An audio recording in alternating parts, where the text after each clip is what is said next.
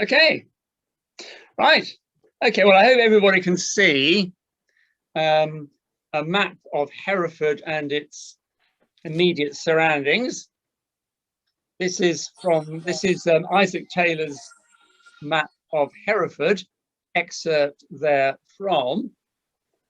And this was published in, I think I'm right in saying 1757, I think it is.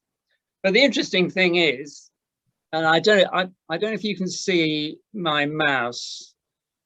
I don't know how visible my mouse is, but anyway, if you look towards the bottom left, you will see Haywood Forest, because that large area from the old bridge and southwards to Aikenbury and to Callow and to Allensmore, all of that area, about 3,000 hectares of it, was a royal forest, the Royal Forest of Hay, not as in hay on Y, but Hay, H-A-Y-E. And it was a hunting forest. And we have a lot of historical information about it. And although the Crown lost interest in it and basically sold it off piecemeal to local landowners in the mid to late 17th century, we do actually have quite a lot of historical information that tells us exactly what it was like and what animals were there. In fact, somebody, a local landowner who actually operated the manor of Kilpeck, was given permission to hunt pretty well anything he liked, as long as it wasn't a deer, which of course is a royal game mammal, and it listed all the animals that he could. And one of them, because it was all in Latin, was a catum, namely he was able to hunt the wild cat. So, and this particular document is from the late 15th century. So, wild pussies or even lynxes in those days. So anyway, there we go. But anyway, that countryside, it is my wild dream that now that the southern bypass, or should I call it the link road, may well not be a thing, and we hope that the council stick to its guns on that.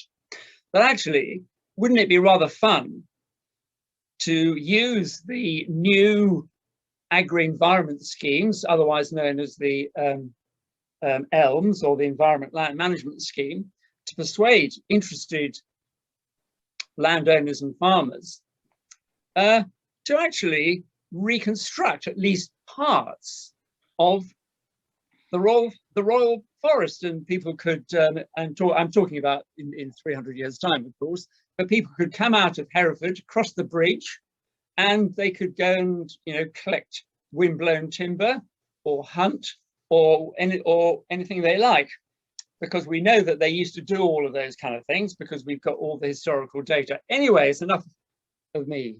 So anyway, that's just one map. And this is another one. This is quite a well-known map, also by Isaac Taylor.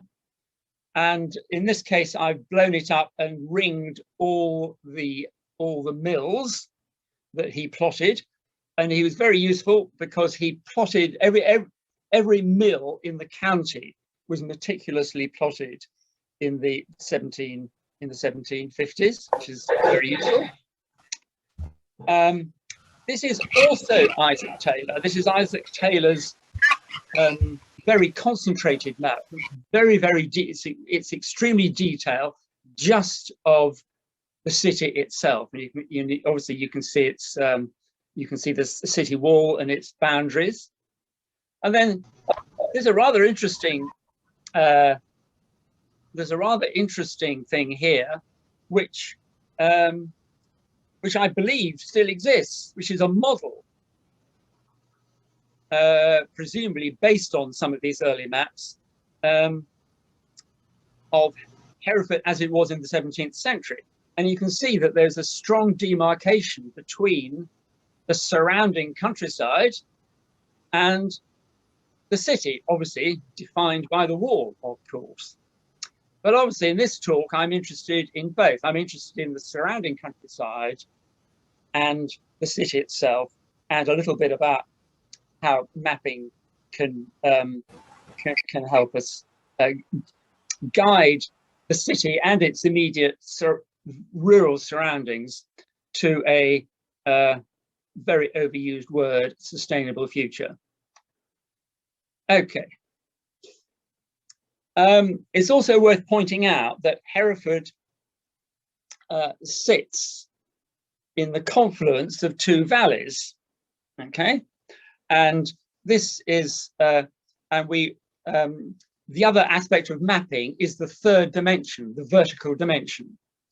So in this case, I've simply imposed the ordinary Ordnance Survey map that you can buy in a shop, and I've imposed upon it what's known as a digital terrain model derived from LiDAR, which stands for light detection and ranging, which is now freely available. Anybody can download the raw LiDAR data of anywhere in the UK and start playing with it. Anyway, in this case, I've played with it to show the Lug Valley coming down, the Wye Valley, and you can see that, and at the very bottom, you can see Dynador Camp just about, and the high ground all the way around. And of course, wherever you get high ground, you get streams. Sometimes they're not very big, but they're still streams. So we have a complex catchment system in addition to the obvious ones of the Lug and the Wye, but we have lots of tiny little streams, some of which anybody, and I'm sure because you're all part of the Wildlife Trust, you'll know all about this, will be part of the Yazor Brook project, which is a very interesting development. So that is another, if you like, a green infrastructure project. Anyway, there we go. So maps, okay.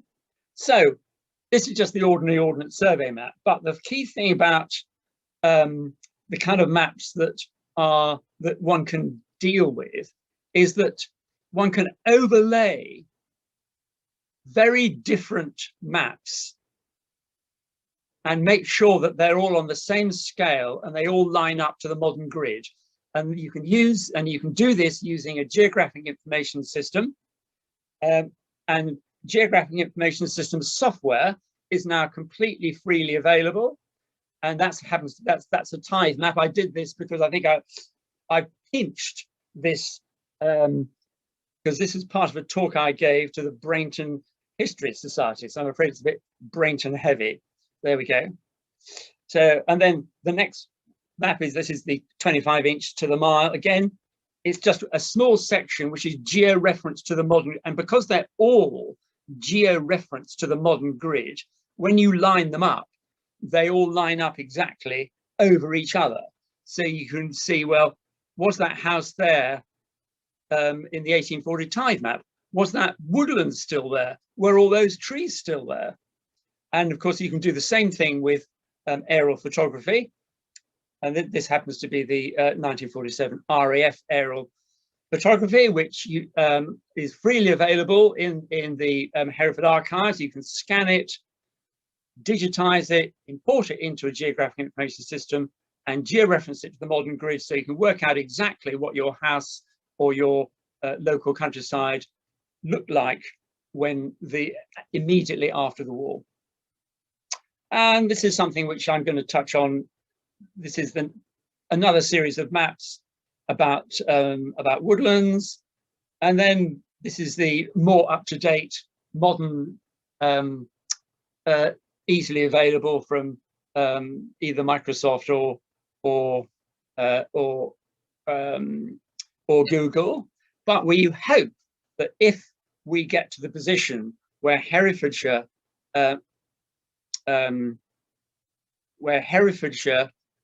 goes down the direction that the government is trying to get everybody to develop a Nature Recovery Network Program, NRN, more of that later, because any approved Nature Recovery Network program that any group of people, particularly a county, and it must be approved, and one of the partners has to be a statutory body, and it has to be approved really by Natural England and or the Environment Agency. But any program will have access to the very latest super high resolution aerial photography that was flown, because I rang up the contractor and asked when they did Hereford. They said, oh, 2019, and we're going to carry on in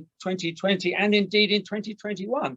And it's 25 centimeters horizontal resolution, all in glorious color and georeference. And this will be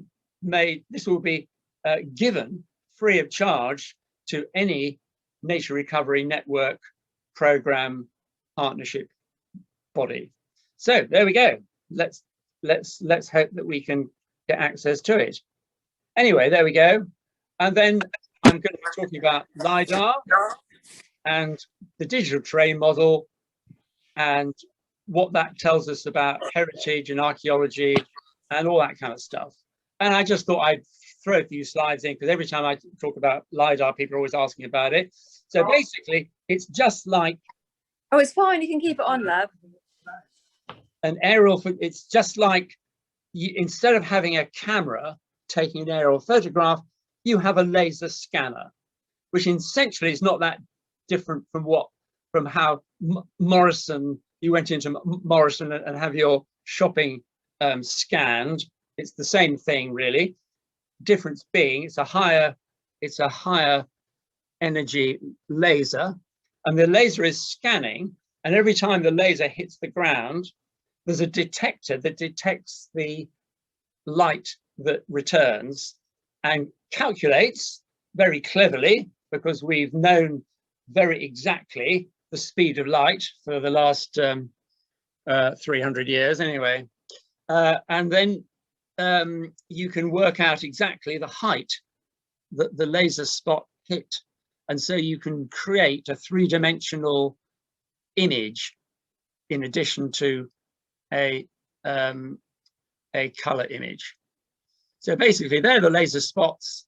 They hit the ground, they come back, and it's extensively used by archaeologists and indeed anybody who needs a three-dimensional, an accurate three-dimensional representation of the countryside. And in fact, the reason why it was commissioned and is now freely available after a little bit of lobbying, it was commissioned by the Environment Agency, who realized after some very politically embarrassing flooding events about between 10 and 15 years ago, that they needed to have an incredibly accurate three-dimensional model of every catchment in the country. So they commissioned a Canadian company to go and laser scan all the catchments, and in fact covered most of England anyway. And that program continues, and because it's very useful, and because lots of people have been lobbying saying, oh, can we please have access to it, it's so useful, it carries on. And in fact, the Malvern Hills was very recently flown for LiDAR. I think it was actually just last year, because there are gaps sometimes. But anyway, there we go. Sorry, we digress. So that's another thing you can do. You see me overlay again. This is on the right is the Belmont estate, and on the left is Wareham and that part of Brainton, and that's obviously a modern aerial photograph, but I have draped it over a three-dimensional representation of the countryside derived from LiDAR. And you can also do the same thing with a historic map. So I've got the 25 inch to the mile map of the same area, and you can see that they all line up. And again, it's the same thing. Everything's georeferenced. You know, all the LiDAR scans and all the professional aerial photography are accurate to the modern grid reference to literally centimeters accuracy. So it's a very powerful way of analyzing and establishing, you know, exactly what's going on in the countryside from the point of view of heritage, from the point of view of biodiversity, from the point of view of habitats, and indeed it's a very useful forward planning tool as well.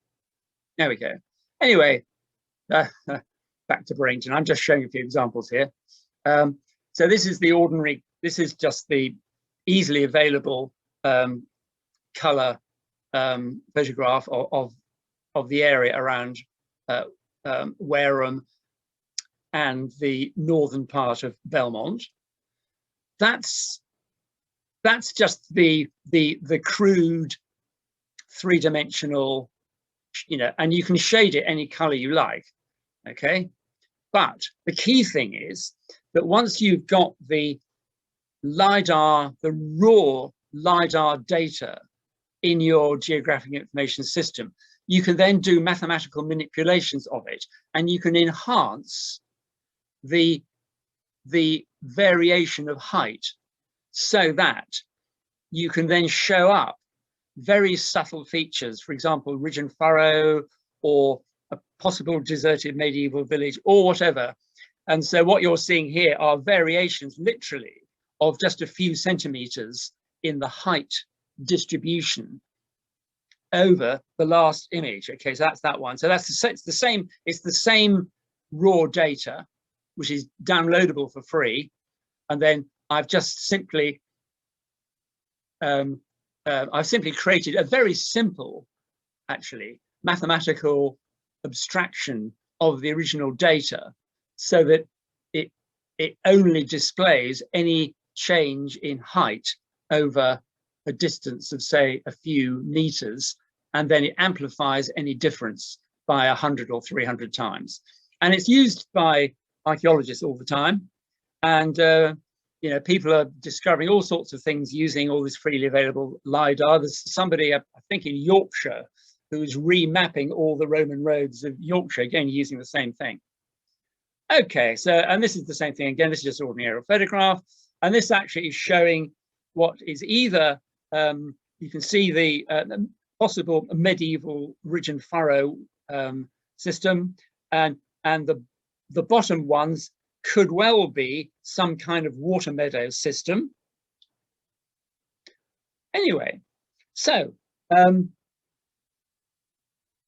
okay, well, this I'm just looking at the you'll know this is the Ain Brook, again, which is part of the Azor Brook project.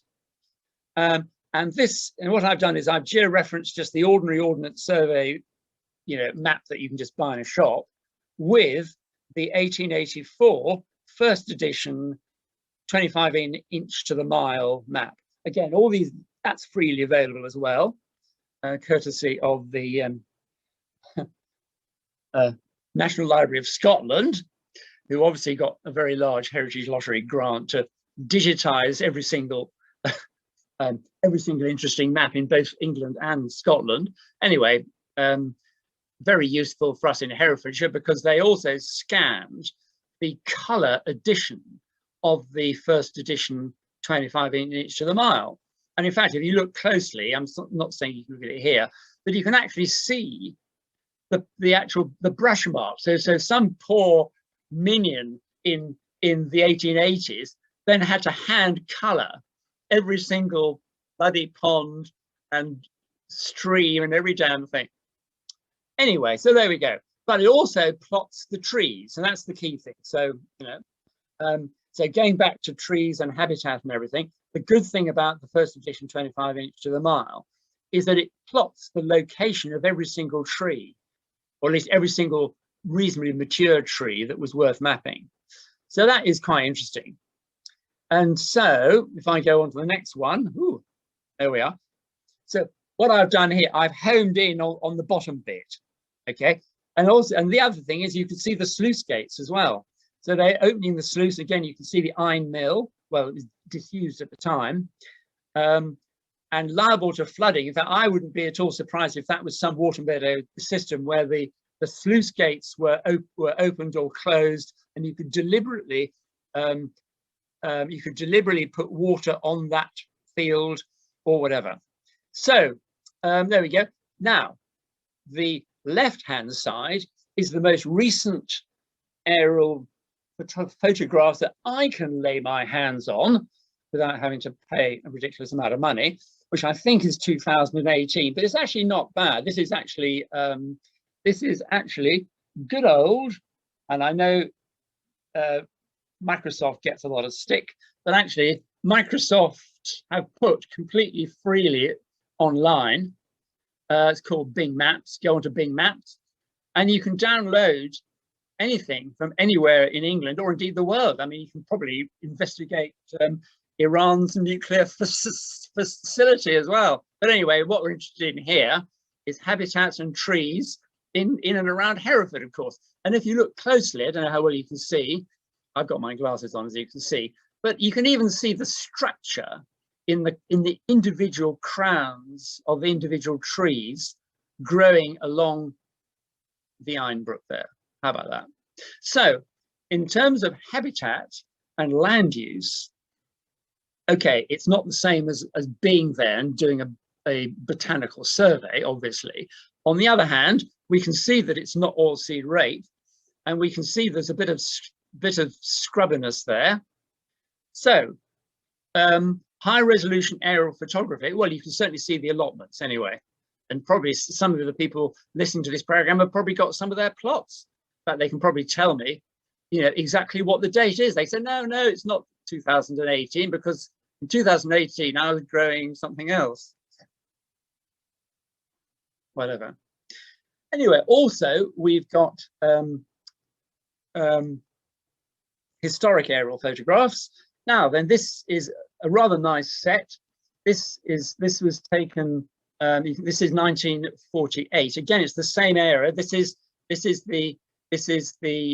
You can see that's the Ironbrook going along there. That's the Libbury Road. That's what used to be known as Tupsley Lodge. I don't know if it still is, but anyway, this photograph was taken in 1948, just after the war, and so you can actually see the allotments quite well, and you can see the individual trees going along there, and you can see the watercourse really very clearly. And the other nice thing is that you can see the rural hinterland as it was in 1948. There. And there's lots of these around. So there's lots of historic air photos to so that we can really have a really good look at exactly what the historic underpinning of the city is. And we don't necessarily have to go right back to 1603, which is the earliest map.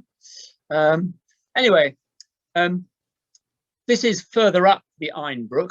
So this is where the Ironbrook meets the railway station, as it did in 1884. And of course, then you can see that there was a working mill, Monkmoor Mill, and you can see the mill pond. And of course, by that time, the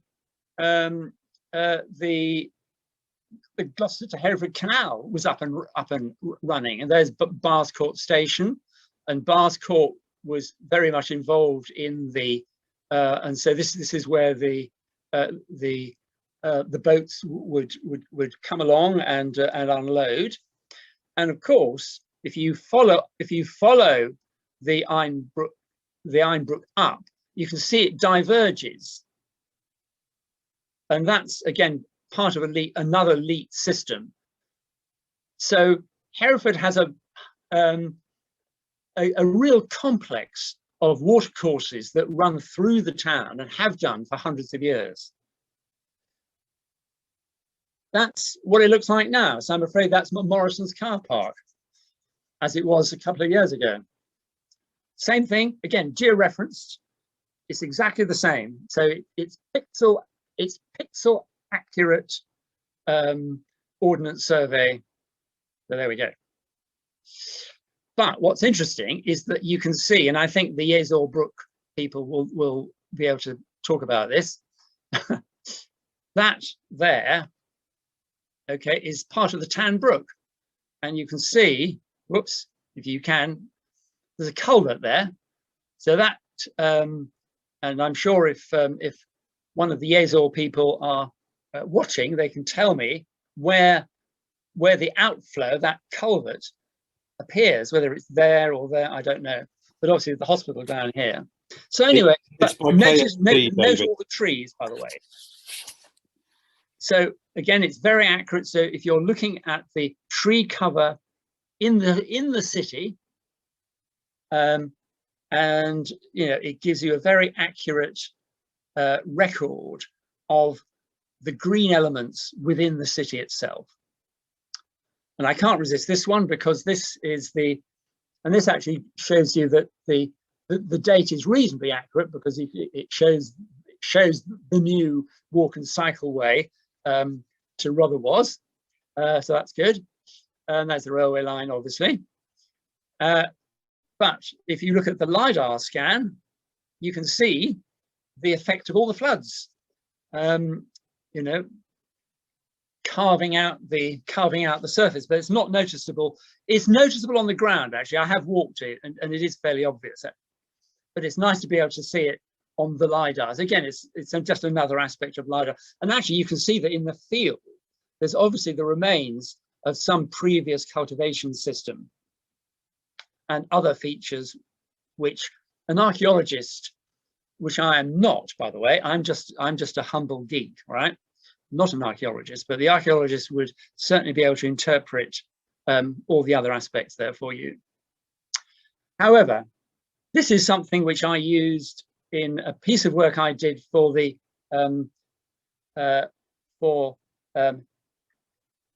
Historic England, which was actually a review of the remaining water meadows in Herefordshire, and I used this LiDAR scan. So this is there's the Lagan. I'm sure a lot of you will probably know this. Sellat Green. We're in the fine parish of Homer, but you can see all of the fields here. Very, very clear ridge and furrow features, which have remained despite the plough up policy of the war, and over many hundreds of years. We actually do have documentary evidence that even though this probably originated as medieval ridge and furrow cultivation system, it actually ended up being used as a functioning water meadow in the mid-Victorian period. And you can read the report that David Whitehead and myself wrote on the history of Herefordshire water meadows, if you want the details. But anyway, there we go. So now, my passion is woodlands, by the way. So I'm just showing you where you're going next. You're basically going to one of the last remaining fragments of the original forest of hay, basically, except there's not much of it. In fact, Knocker Hill Wood is the only part of it, really, but they still call it Haywood Forest. The little bit remains. Okay, so I'm homing in on it now. But as you can see, there's not much there, but it's still functioning. But that area there obviously has long since lost its original woodland. So what was it like? I'm widening it out now. So I'm widening it out a bit. Right, so in 1884, it was a perfectly ordinary native woodland. There it is. And so part of it was called Haywood Forest, and the other part was called Wellington Coppice. So even though it doesn't exist, or at least only a few fragments exist, it's quite interesting to work out what history tells us the forest was actually like. Okay, And that's it. I've expanded it a bit now. Again, this is 1884. But just after World War II, the Forestry Commission was charged by government to do a root and branch review of the standing timber post World War II in England. So they went and surveyed every single woodland that was more than 1 acre in every single county in England. And they produced a map which showed which bits of the wood they were looking at. So they weren't just surveying the wood as a whole, they surveyed each individual compartment, each individual wood. And this is all in 1953. How about that? Which is actually quite an important date, really, because this was just before the private forestry sector got its hands on the government-funded dedication scheme and turned lots of them into conifer plantations, because most of them were, in 1953, pretty well all the woodlands, apart from those that had been requisitioned by the Forestry Commission before the war, were all pretty much composed of native broadleaf woodland. So I've homed in on it. There it is. And that is the survey. So that I've actually, in fact, because I've been doing quite a lot of historic woodland work, I had to drive up to the National Archives in Kew, and you might notice that it gives the owner. And in fact, this data set was actually was kept under wraps for 50 years, and it was only released in the only about 15 years ago. So I steamed up with a camera and I photographed every single survey, which took me about 3 weeks. Anyway, this happens to be the survey of that particular piece of the woodland, which no longer exists. And I'm not asking you to kind of transcribe their grotty handwriting. So here it is. So it tells you the species, and the surveyor also made various remarks. Obviously, he wasn't too pleased with how the woodland was managed in 1953.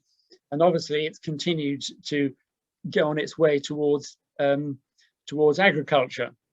But anyway, there we go. So if, for example, and there are quite a few examples, particularly just recently, of people who acquire woodland that have been damaged, or maybe want to create new woodlands in an area which was woodland, then this historic data set will be able to tell them exactly what the woodland was like, and if they are wanting to be true to history and true to native species, which would be a sensible thing to do, because it would have been, the native species would have been happy with the soil that it was on, that this data set will tell any owner or anybody exactly what the best species are to restore a damaged or non-existent woodland.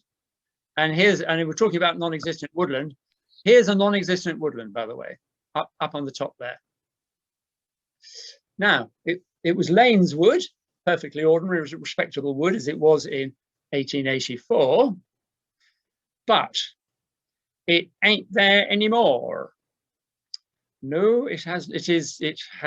So after World War II, and we don't know when, I don't know when, but obviously somebody must have given a felling license, because the felling license, the Forestry Commission was in charge of felling, and you did have to ask the Forestry Commission for permission to fell, from the certainly from the 1950s onwards. But anyway, however, so if the current owner was so minded and was so inspired by wanting to, and in fact the government is even giving carbon credits to farmers to plant trees for carbon sequestration, so maybe they might want to take advantage of that. In which case, we can tell them exactly what the woodland was like before it got converted to what looks like arable. So that's the Forestry Commission.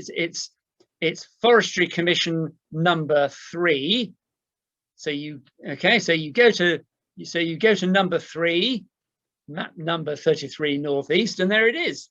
Okay, ash, sweet, chestnut, oak gives the percentage, gives the comments, and there it was. Absolutely fine. In 1953, it was even there. Well, it was certainly there in 1946, because in fact, when I looked at the RAF aerial photographic records for that area, there it is, large as life and looking in very good condition. So it certainly hadn't been plundered for the war effort or anything like it. Anyway, there we go. So that's it, widening. So, but actually, while we're on the subject of maps, you can see the distribution of individual mature trees throughout. So forget about that woodland for a while, which I've put it. But if you're looking at trying to improve biodiversity, trying to improve tree cover, it's no bad thing to go back to the earliest and best of the Ordnance Survey maps. Okay, and that's it. So basically, okay, so you've seen that before, but I'm just rubbing it in. And there's something called Phos4G. I'm often talking about Phos4G, free and open source software for geospatial. If you type in Phos4G into Google, you'll have all sorts of stuff and conferences. In fact, with the pandemic, I attended a number of Phos4G international conferences because nobody could turn up, and they were very good.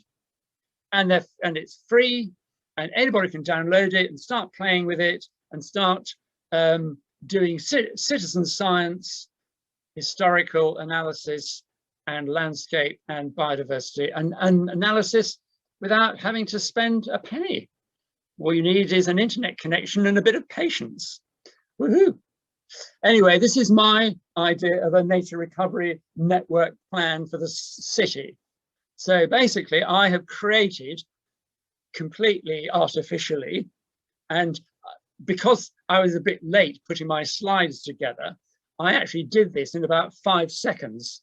So it was actually 10 to 7 when I did this.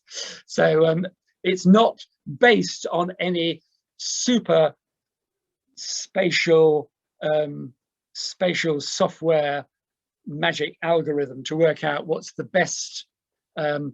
the best way of connecting up the city with the rest of the countryside and improving the habitat networks. I'm leaving that to the Wildlife Trust, who I hope are with the council and with other partners are putting forwards a nature recovery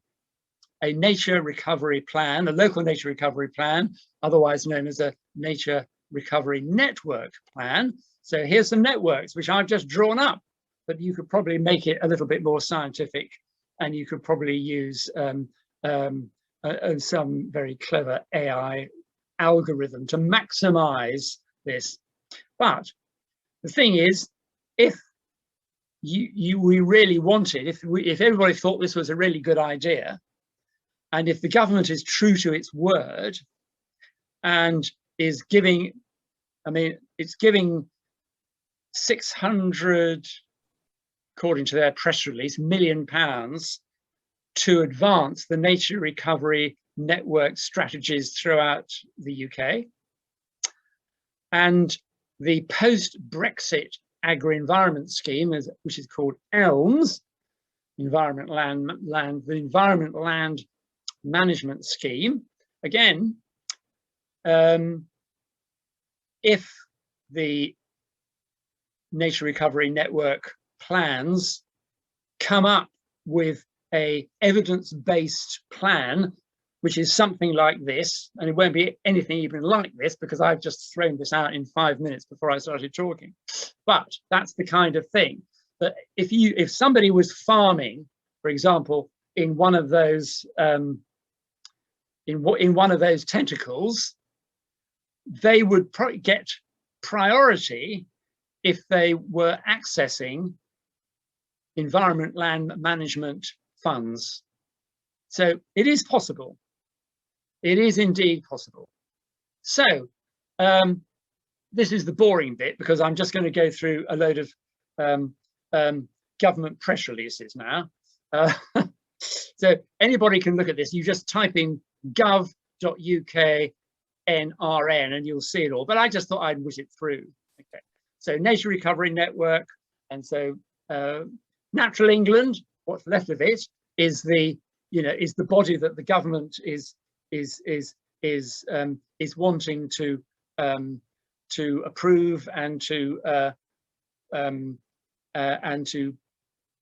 put this idea forward in obviously in partnership with local authorities and NGOs like the Wildlife Trust and historians and everybody else, of course.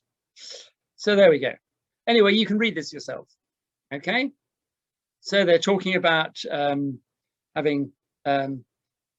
wanting to set up, there we are, so 500,000 hectares of new wildlife rich habitat across England. Well, I've just drawn some green tentacles. They probably don't add up to 500,000 hectares, but there we go. So there we go. Anyway, there's all this stuff. There's all, the wording is good. It sounds great. And what will it achieve and all the rest of it. So what they're looking at is I mean, what is actually quite good about the wording is that it is actually scientifically credible. In other words, it's based on good science, good mapping, and you know, Herefordshire. And I know that there are quite a lot of people in Herefordshire who have been sort of thinking about what a nature recovery network program might actually look like. And certainly I've been encouraging anybody who you know, cares to listen to me on the subject. And I know that there are a number of councillors, and the Wildlife Trust itself is very interested. And I know that a number of council officers are very interested in this. So it's a question of, you know, let's all get together. And also the other thing is we can have access to all this lovely 25-centimetre super high resolution and super up-to-date colour georeference aerial photography, where we can, you know, where we can look at where all the habitats are, where all the habitats we would like to be, and all that kind of stuff, and link it with any existing data. I mean, the Biological Records Centre will obviously have information and all that kind of stuff. So this is just a screenshot from a Natural England press release. There we are. Greener farming and fisheries even. There we are. So this was issued in February, a couple of months ago now. So Natural England is you know, is putting out press releases and sounding encouraging all round. In fact, funnily enough, I couldn't resist seeing this. I mean, the closing date is only a few days ahead. Nature landscape recovery will support the delivery of landscape and ecosystem recovery through long-term transformative, I should have blown that up, shouldn't I, etc. Projects should typically, so they want some pilot projects. Projects should be typically between 2,000 and 3,000 hectares, but that's the size of the medieval Forest of Hay, for God's sake, you know. So we could in fact we could start resurrecting the medieval Forest of Hay. Now there isn't a bloody great motorway going to be going through it. How about that? Anyway, there we go. You can read it all on the website. So I won't. That's my last slide. And so there we go. You know, so I'm done in. Oh, how about that? 3/4 of an hour, which is exactly what I said. How about that? Woohoo! Very good. Thank you, David. That was fascinating and wonderful to see how taking various parts of various maps from various periods, you can put it together and analyze it and make some sort of sense of it, and then develop a strategy. It is wonderful. And I would just like to add that because of an article I read of yours, it was about, I think, Know Your Own Farm. You put me in touch through the article with the National Library of Scotland, and I would advise anybody to go to that resource, because it's a wonderful place to find maps, and particularly the 25-inch to, is it 25-inch to a mile? It's just gorgeous, gorgeous, gorgeous maps. So all good stuff. It's all freely available. One thing I haven't mentioned actually was the tithe maps, because in fact the tithe maps of the city, which I didn't really have time to get into, are particularly excellent. And the tithe maps actually are better than the 25-inch to the mile for showing, because they are earlier, because they're 1840. Mm-hmm. They're actually a little bit better at showing all the little watercourses throughout the city as it was in 1890. And again, it's part of my job to self-imposed job to digitize at high resolution all of the original tithe maps, because all of the liberty of the city has its own set of tithe maps, you know, as St. Owen, you know, St. Martin, etc., and they're all very beautiful. And you know, I've got them all digital. One of the things I ought to say before I stop talking and asking questions is that it would be good if all of this information was actually available online, so you didn't have to wait for Muggins here to whiz through a load of slides. You could actually go online and say, right, 1840, yes, you know, St. Owen Street, what was it like? And oh yes, what, how many trees were there in wherever, you know? Oh, and if it's part of a Nature Recovery Network program, this website idea could also have the very latest 25-centimeter resolution, 2020 or maybe even 2021 aerial photography. So you could go online, you could home into your, maybe you could even home into your neighbor's swimming pool, you know, or you could home into your local habitat or your species-rich meadow or whatever it is, and say, right, what was it like in 400 years ago, and all that kind of stuff. And anybody could do it. The planners, it would be useful for the forward planners of the council. It would be useful for communities. If you were a farmer and you were minded to maybe do a bit of tree planting or wilding, or have or take advantage of the new Environment Land Management Scheme, you would have access on your farm and on an individual field on your farm of that level of accurate data from 2020 or 2019 right back 400 years. And I have been talking to one or two people, and if they're listening, they'll know who are the people I'm talking with, because not only is the Geographic Information System software freely available, so is the web serving software. It's called GeoServer, which actually serves out all of these things. So anybody who happens to have a web hosting, a web host, and makes their own websites for their own personal interest or their commercial interest or whatever it is, can load web serving maps on their own website. And that's sort of what we are talking about. And the other thing I should say, one of the partners, and I've been talking about this at the presentation, is the new Hereford University, NMIT, who very much put themselves forward as wanting to embrace modern technology and wanting Herefordshire and the young people of Herefordshire to embrace the opportunities of modern technology. And in fact, Rhys Griffith, if he's watching this, will know, because I did a presentation about 2 months ago on exactly this subject, saying, well, wouldn't it be great to have all the historic archives at in Rotherwas digitized?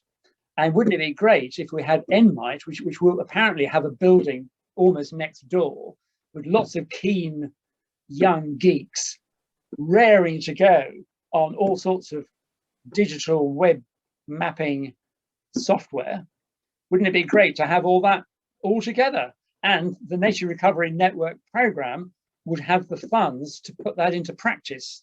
And we could say, well, it would be great for forward planning, and it would be great for habitat restoration and indeed habitat creation, and indeed would help farmers, you know, manage their land to maximize their income from environmental whatevers. Anyway, there we go. I said my bit. Tell you what, David, shall I go out of screen?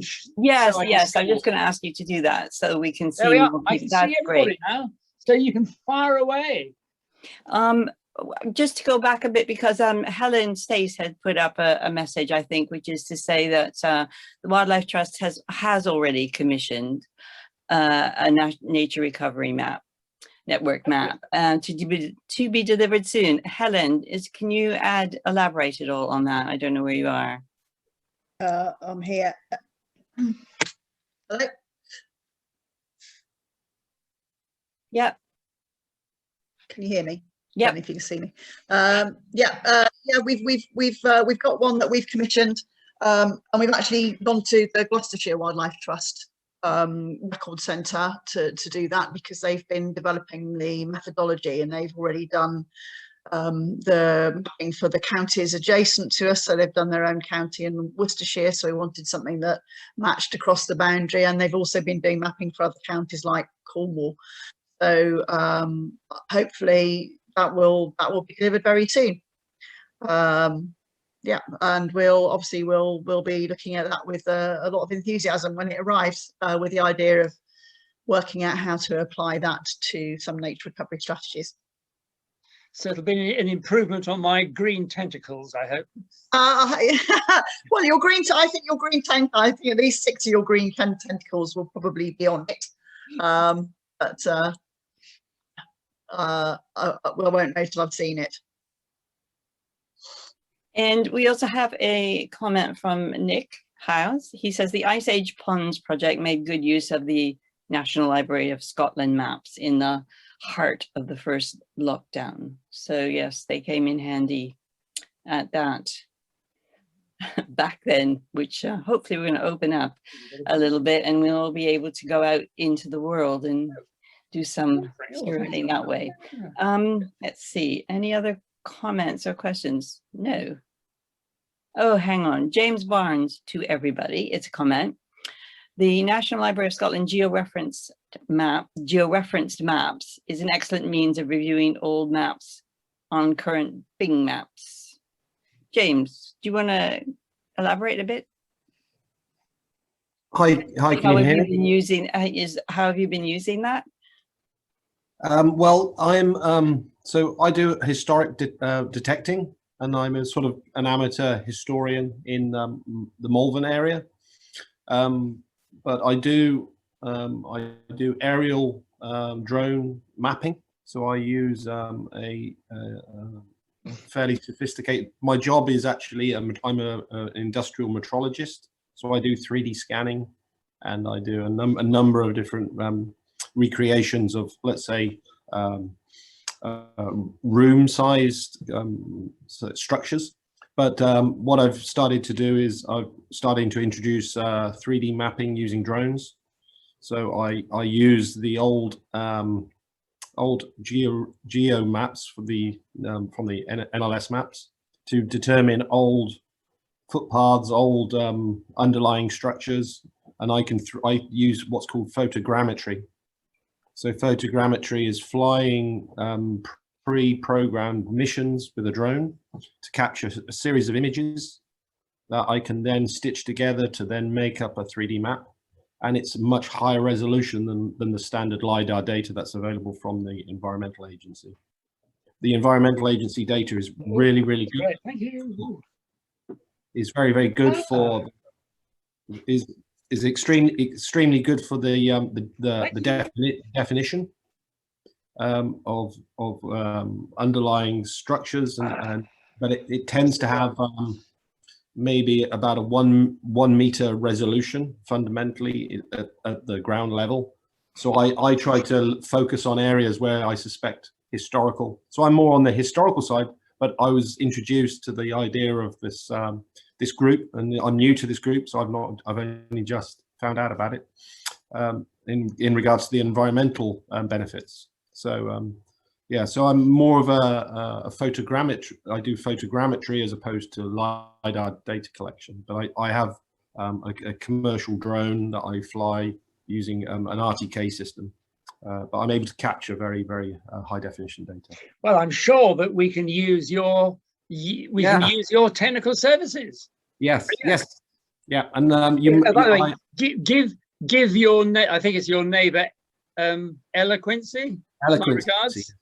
Yes, absolutely. Yeah, yeah. I'm doing a study of that area, the Maiden area, right now. That's right. She told me. Yeah. Yeah. That's good. So I don't have to do it because you're doing it all. That's good. That's right.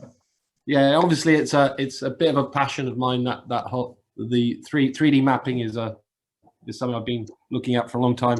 And I did see a comment from yourself, I think, regarding, you know, why isn't there enough people doing it? Because it's such a powerful tool. And you're absolutely right. It is. It's a very powerful tool. Well, I'm hoping that the new university, Enmite, will be a hub for getting everybody together, particularly the younger people, to get everybody together so that we can all make use of this technology in a very positive and open way. Absolutely. Yeah, I mean, it's a fascinating subject, and I mean, there are some, like you've sort of described there, the ability to overlay, like I say, the NLS maps is something I've been using for many, many years, and it is such a powerful tool because the ability just to overlay maps on current layouts is so beneficial in my line of pastime, which is metal detect. You'll have to come to me for those. Yeah. Or take a high resolution digital camera to the Hereford archives and get Reese to unroll one for you. Oh, absolutely. Yeah, I take it, stitch it all together. Yeah. So I do I do a lot of so I'm able to fly the drone, obviously capture very high definition footage because it uses a 1-inch sensor, so it's an incredibly very well, you could probably do a species-rich grassland survey. Maybe you ought to talk to Helen. Yeah. I mean, one thing about photogrammetry, obviously the physical photography part is very good. The one thing with digital mapping and tree structures and foliage is it does not capture that particularly well. Because when you are trying to capture 3-dimensional trees, they're like almost like sponges, and lasers and pixelations go through them. So trees often are not captured particularly well with LiDAR. That's why when you see LiDAR data, most of the trees are stripped out, but that's obviously that's a benefit to look at the underlying topography. But LiDAR does not capture particularly well foliage and tree structures, unfortunately. Yeah. But that's just a side bit. But anyway. Just another comment from Nick. He says, I can add some advice for beginners on the National Library of Scotland. Nick, expand a bit, please. Just to say that you probably start by Googling National Library of Scotland OS maps, and that will take you to the right start page. Probably the best starting place is to scroll right the way down, because you do have to scroll down to find the England 25-inch maps. That's your good starting point. And once you've got those, then you would be advised to go to the side-by-side view, which means you get the old map on one side of the screen, the left, and on the right-hand side, you've got an up-to-date, fairly up-to-date, I think it's Bing imagery, aerial satellite photograph. So you can look at the two and they move simultaneously, and they have fairly recently introduced a search facility, which means you can zoom into a particular area in which you're interested, perhaps starting with your own house. But it really is a very flexible website, and once you get used to it, you can go to maps at all kinds of scales and histories. It's a remarkable resource, but it does open with the Scottish maps on the first page, so you do have to be prepared to do that scrolling down to find the England ones. We also have a comment from Helen, who I think has had to leave. I'm not sure if she's here still. And she says, time to revive the old FOSS 4G network. As David, you made a reference to, but I am not quite sure what it is. So maybe somebody could enlighten me and perhaps some other people. A few years ago, I started a group and we would meet up. I mean, I'm talking probably 5 or 6 years ago now, really, when QGIS became a freely available but also a mature piece of software that anybody could download without their computer or anything. It's actually used worldwide, and it's very well maintained. Anybody can download it.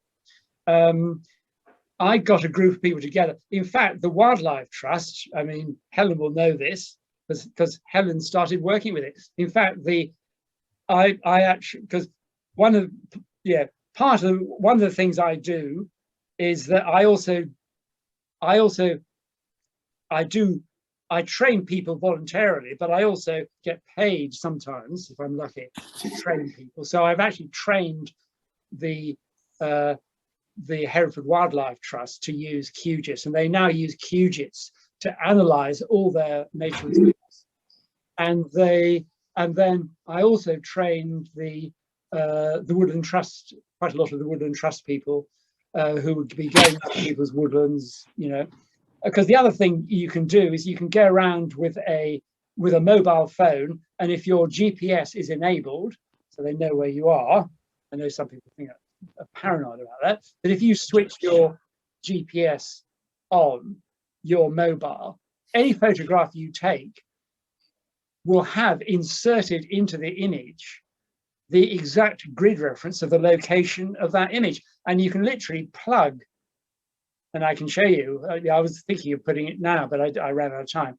You can literally plug your mobile phone into your laptop, drag all the images that you've just taken into QGIS, and a whole load of points will appear in exactly the correct grid reference, and you click on them, and that will pop the photograph that you've taken. So it's great for anybody studying landscape or archaeology or wildlife or anything, that, you know, any visual record that you make on a GPS enabled device, which is most smartphones these days, you can import that directly into QGIS, and it will demonstrate and it will show you all the maps in the correct locations.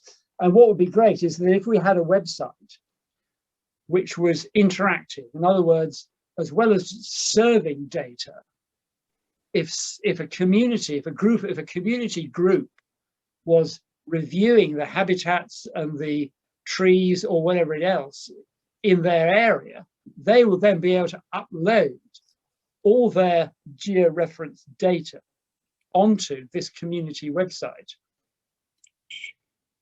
And so that would increase, so it's a bit like having a biological records center, but online, which everybody could then you know, access and add to, and all the rest of it. Well, there's a project for it. I just thought I'd throw that out. There's a project to start. But yes, but going back to Helen's comment, I mean, that's why I mentioned the university. I mean, really, we do need, I mean, I keep on being rung up by people saying, oh, Dave, you know, you couldn't do X or you couldn't do Y. So I say, well, look, you know, you could just download QGIS and start playing with it. Oh, yes, it's that and the other. I do have a problem. Anne will know this. She's still watching. That's It me. doesn't. Unfortunately, there's a problem with Macintoshes, but we won't get into that.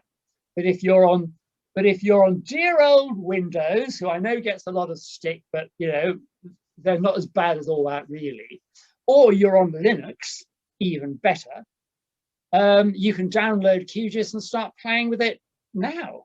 You want it? Yes, if anybody has a Mac out there and they've got QGIS to work, can you please get in touch with me? Because Well, I can't. I mean, I wouldn't mind knowing either, because there are quite a lot of colleagues of mine who have Macs, and I'm always wanting to share digital mapping resources and data with them, but I can't. Yeah, it's a bit of a nightmare, to be honest.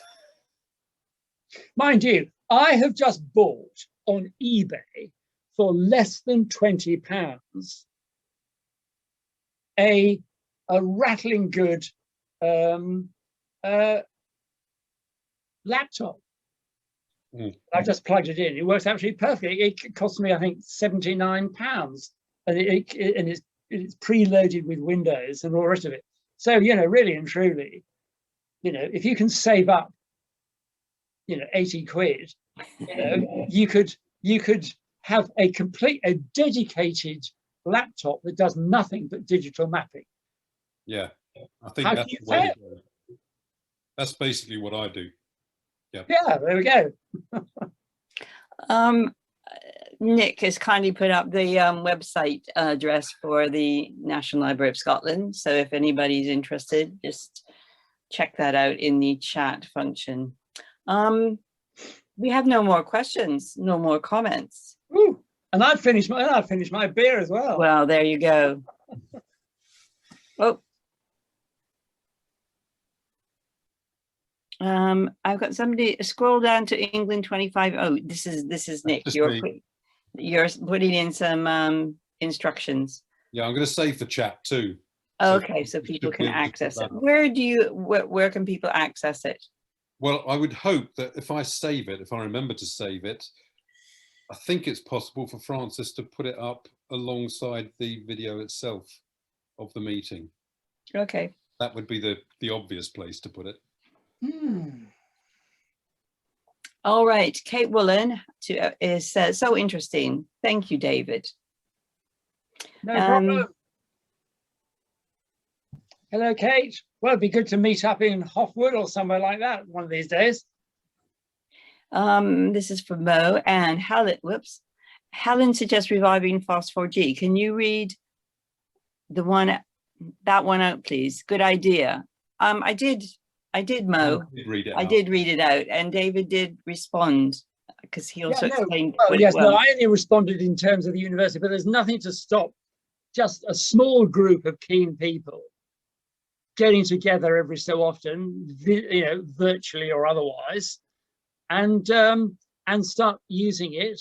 And if they come across problems, then we can discuss the problems and suggest solutions. And I think that would be great, because I think, you know, I see it as effectively a citizen science project, really, where you're basically, you know, individuals are using the most recent data and the most recent data sources to, you know, to analyze their own environment historically, in terms of landscape, in terms of biodiversity and everything else. And actually, the freely available software is the way to do it. And I think it would be great to have, and I set it up about 6 or 7 years ago. Nikki Geeson, if you're still listening, you were part of it as well, and Mo turned up a few times as well. So it would be quite nice to reinvigorate the Phos4G, free and open source for geospatial, of course, group.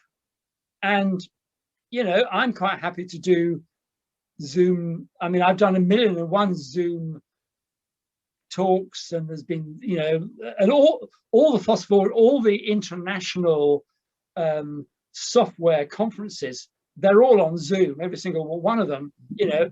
And in fact, the next the next Phosphor G is in Buenos Aires, in fact, and I shall certainly be attending virtually.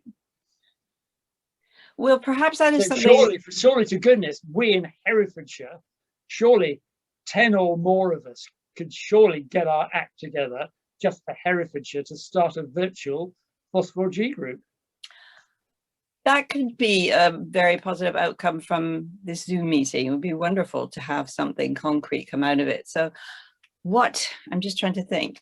It might be, David, would you, if you put your email into the chat function, would that be a place to start for people who might be interested? I'm happy to receive emails from people. Hang on, chat. Is that something you would be happy to do, or? Of course. And if you put your email into the chat function, hang on, people. just a minute. I can see everybody else's chats, but not my own. Oh, go down to the bottom and click. You just have to hover your mouse over where it says type message here. There's chat. Just press it, and then on the right-hand side, type your message. Oh, yes. All right. Oh, there we go. All right. Here we go.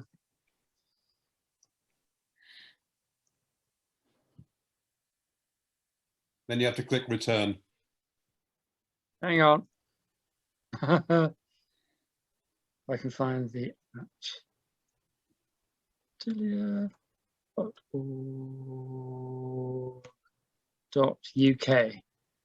There we are. That's me. It's not there. It is. Oh, yes, it is. Sorry, It's come up. Looking underneath. Thank you. That would be great. Then anybody... quite a few people have got my, and you've got my email. Yes, yes. Most got the email, my email.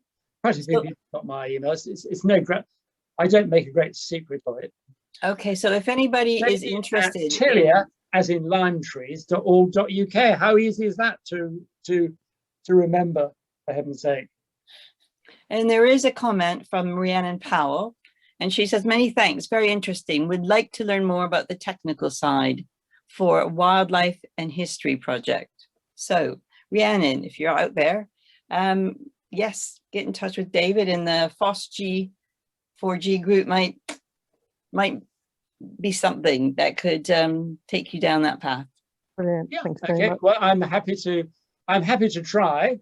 I mean, obviously, my time, and then just at this very moment, most of my time is developing my vegetable plots, given this lovely weather, because I've got to eat something sensible for the rest of the year. It's also good exercise, but I love being a geek. I spend lots of time in front of a computer. I'm spending probably too much time coding, but that's what I do. That's my background. My background is science. Before I moved to Herefordshire more than 40 years ago, having worked in what was then the telecoms industry before the internet was even thought of. So I'm afraid I have geek hardwired in me. So I am happy to do that. Brilliant. And also James has put he's put